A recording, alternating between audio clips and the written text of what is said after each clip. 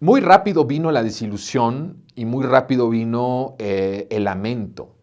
de grandes sectores de la población, incluso de la población, digamos, del sector de la clase media, de ver una gran desilusión de Vicente Fox, ¿no? Y esto trajo pues consigo que el divorcio, por decirlo así, que se le llama mucho también en la política,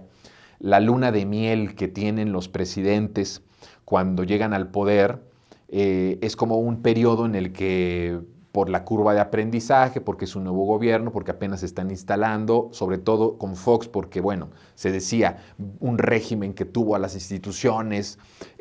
por tantos años y que de repente llegue Vicente Fox con algo nuevo, pues esto tardaría en dar resultados. En la realidad pasó la curva de aprendizaje, se terminó la luna de miel y eso terminó muy mal porque terminó en un divorcio completo y abierto en el momento en el que se impone o impone Vicente Fox la oligarquía, los poderes fácticos, Estados Unidos impone a Felipe Calderón en la presidencia de la República.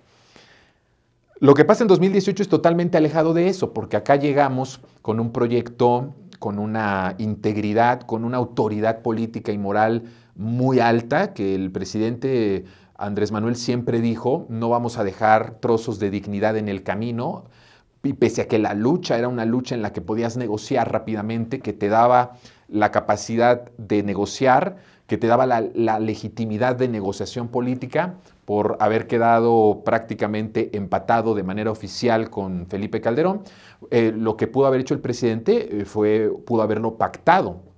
pudo haber pactado, le daba el margen político de poder pactar para quedarse callado, para no insistir en la democracia, para no insistir en los males que iba a venir con Felipe Calderón, que al final todos terminaron siendo reales, terminaron convirtiéndose en nuestra peor pesadilla,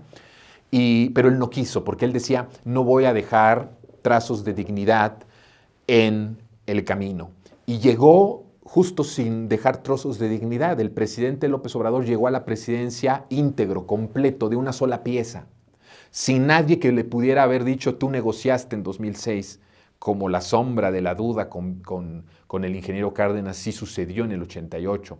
cuando había un sector muy crítico al interior de la izquierda o de las izquierdas que acusó a Cárdenas de haber pactado con una persona que se había robado la presidencia y que inaugura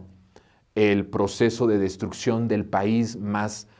feroz de la historia, porque esto empieza con Carlos Salinas de Gortari. Bueno, más allá de esta polémica y de que muchos podrán pensar si sí negoció o no negoció el ingeniero Cárdenas, la realidad fue que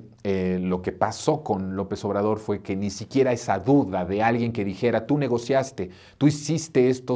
estas negociaciones para que no se te destruyera o para alguna conveniencia política o económica, ¿no? El presidente llegó con una integridad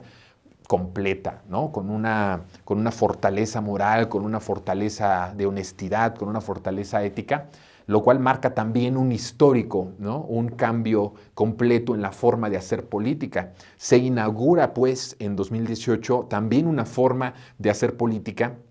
en la que los que van a gobernar están completos, ¿me explico? Están íntegros, están hechos de una sola pieza. Y eso trajo consigo y despertó una esperanza formidable como nunca había pasado en el país. ¿Saben qué? Una de las cosas que no le perdonarán jamás a López Obrador, hay muchas, pero una de las cosas que jamás le van a perdonar a López Obrador es la esperanza que trajo al país. La esperanza que despertó en sectores que ya estaban destruidos, en sectores que estaban siendo aniquilados, en sectores que habían sido olvidados y que ni siquiera ya tenían la fuerza para poder protestar o para poder decir no quiero esto para mis siguientes generaciones, para mis hijos, para mis nietos. Eso es lo que nunca le van a perdonar a López Obrador, porque si ustedes se dan cuenta, la esperanza que trajo López Obrador no la maneja ni siquiera de las clases medias para abajo,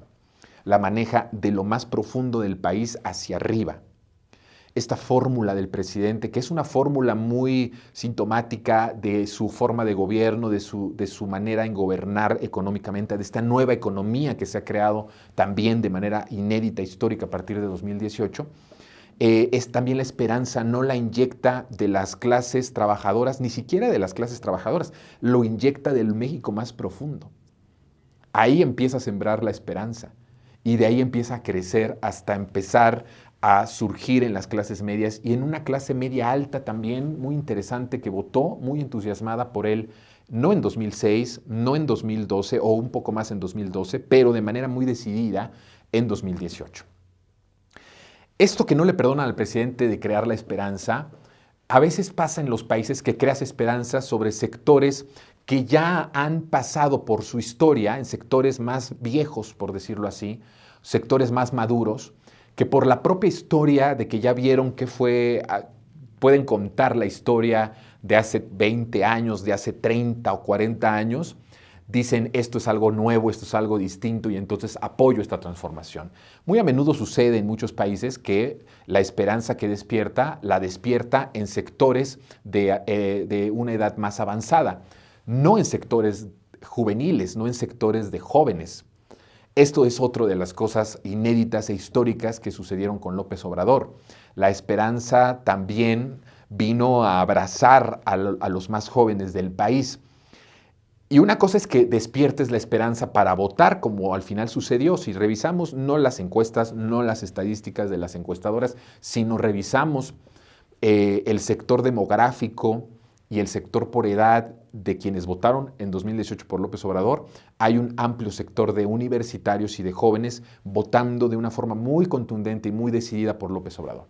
Y uno puede pensar, bueno, es que además pues López Obrador traía el discurso antisistema, traía el discurso anticorrupción y es uno de los temas que más fascinan y más les gusta a los jóvenes.